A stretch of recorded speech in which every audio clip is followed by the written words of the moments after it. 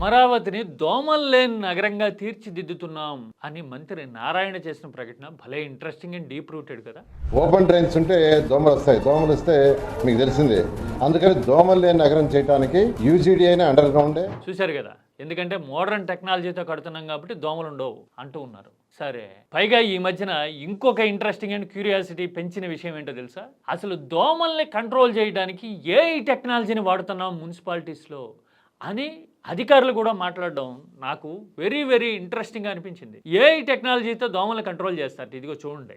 నాకైతే ఇలాంటివన్నీ చూసినప్పుడు ఏమనిపించిందంటే, ప్రాపర్ డ్రైనేజ్ సిస్టమ్ ఉండి తెరిచి పెట్టినట్టు కాకుండా మూతలు పెట్టిన వ్యవస్థని నిర్మిస్తే, అంటే ఇన్ఫ్రాస్ట్రక్చర్ని క్రియేట్ చేస్తే దోమల బెడద విజయవాడ, విశాఖ, తిరుపతి లాంటి నగరాల్లో కూడా ఆటోమేటిక్గా 3 వంతులు తగ్గిపోతుంది కదా. మనం ఎందుకని ఆ ఇష్యూ కంటే, అలాంటి చర్యల కంటే కూడా ఏఐ టెక్నాలజీని వాడడం మీదో, లేదంటే ఫలానా నగరం అసలు దోమలు లేని ప్రాంతం అయిపోతుంది అని చెప్పడం మీదో దృష్టి పెడతా ఉంటాము. చాలా ఇంట్రెస్టింగ్ కదా.